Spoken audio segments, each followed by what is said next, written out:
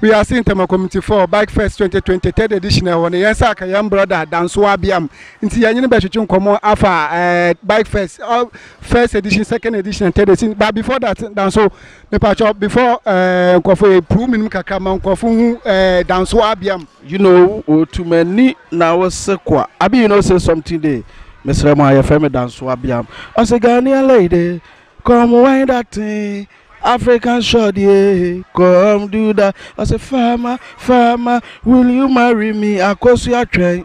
Minyasika, my wow. You know, too many now was a so that's the name, that's the man behind those tracks.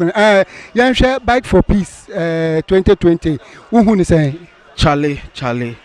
Abro Madrian so. Because first edition. Said the choir, and said the second edition, the choir, and the third edition now. Who said 5 years to come? I had the whole Ghana do home gym.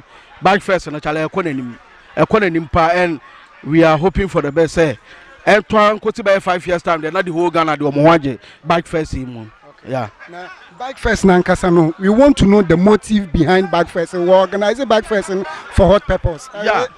The me want to say Bike Fest way for unity. Said the yen I be can who boom. Ana second also say fitness. Like you the training yapum. Ana mostly a bit more hard. Jogging or monpe, a bit more monpe walk on. It at least when your bicycle no the chain all right there or you cool. It mean a bike for fitness. Like you training yapum na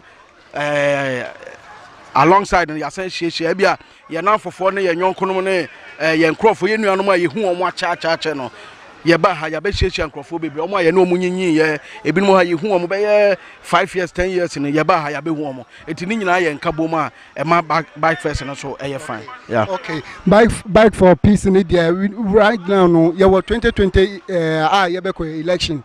Me pese in collaboration in connection with the Bike for Peace in can be kire fans.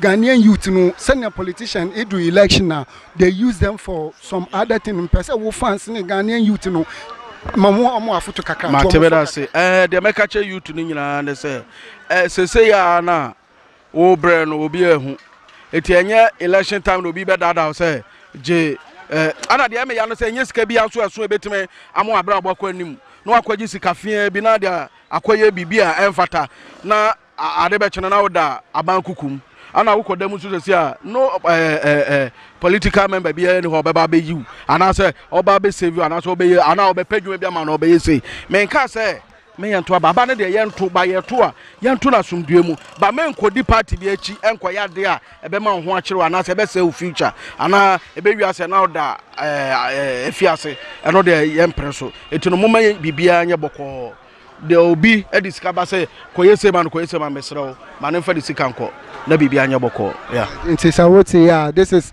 Danso Abiam on na otene kan na oni akasa we to youth no for or the Bike for Peace or the connection with 2020 election wa kan wan say maybe we youth mama politician in that daw na nko e bibia at the end of the day no be che because we nya asema politician no feel dan so you better was for your time. I mean show baby that's end e be share.